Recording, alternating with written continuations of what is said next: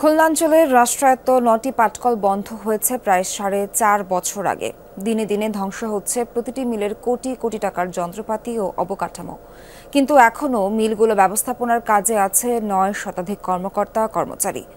কাজ না থাকা সত্ত্বেও বেতন ভাতা সহ খরচ হয়েছে প্রায় ২৩৫ কোটি টাকা। অপরদিকে এখনও পাওনা না পাওয়ায় চরম অসন্তোষে মিলের শ্রমিকরা। শ্রীলঙ্কা আবারও রপ্তানিতে শীর্ষে। একসময় যে পাটকল মুখর থাকত যন্ত্র দানবের হুঙ্কারে, সেখানে আজ শুনশান নীরবতা। লোকসানের অজুহাতে ২০২০ সালে খুলনা ও যশোরের ৯টি জুট মিল বন্ধ করে দেয়া হয়। কথা ছিল ২ মাসের মধ্যে পাওনা বুঝিয়ে দেয়া হবে শ্রমিকদের, কিন্তু এতদিনেও তা হয়নি। বাধ্য হয়ে খালিশপুরের শ্রমিকরা নেমেছেন আন্দোলনে। আমাদের এরিয়ার টাকা পাই নাই, আমরা লকডাউনের টাকা পাই নাই, আমাদের মিল কারখানা চালু করতেছে না। ৫ই ডিসেম্বরের ভিতরে আমাদের টাকাটার ফয়সালা করুক, আর না হইলে আমরা কিন্তু খালিশপুর জুট মিল সহ ৫টা পাটকলের শ্রমিকরা রাস্তায় আত্মাহুতি দেব।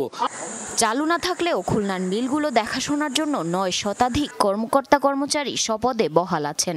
সেই সময়কার হিসাব করে যে টাকা পয়সা দেওয়ার কথা, শ্রমিকদের সুষ্ঠু হিসাব করে কোনো টাকা দেওয়া হয়নি এবং কে কোন শ্রমিক কত টাকা পাইছে এবং সে যে একটা রিটায়ার্ড হয়েছে বা তার অবসরণ করা হয়েছে তার কোনো চিঠি কোনো শ্রমিকরা এই পর্যন্ত দেয়নি। যেখানে বন্ধ রয়েছে পাটকল সেখানে তারা প্রমোশন নিচ্ছে, কেউ ডিজিএম থেকে জিএম হচ্ছে, কেউ জিএম থেকে ডাইরেক্টর হচ্ছে, কেউ ব্যবস্থাপক থেকে উপব্যবস্থাপক হচ্ছে। দায়িত্বরত কর্মকর্তাদের দাবি রক্ষণাবেক্ষণ সহ বিভিন্ন কাজে কিছু লোকবল রাখা হয়েছে।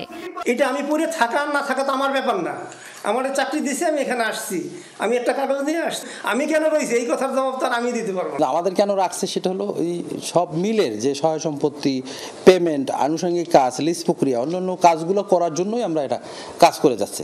নাগরিক সমাজের প্রতিনিধির অভিযোগ, একটি ভুল সিদ্ধান্তের ফলে সম্ভাবনাময় পাট শিল্প ধ্বংসের দ্বারপ্রান্তে।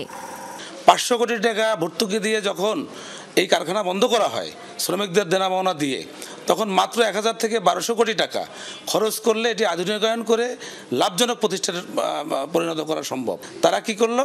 তারা এই ৫০০ কোটি টাকা ভর্তুকি দিয়ে এই কারখানা বন্ধ করলো। সব সংকট কাটিয়ে আবারও মিলগুলো চালুর দাবি জানিয়েছে খুলনাঞ্চলের প্রায় ২৫,০০০ শ্রমিক।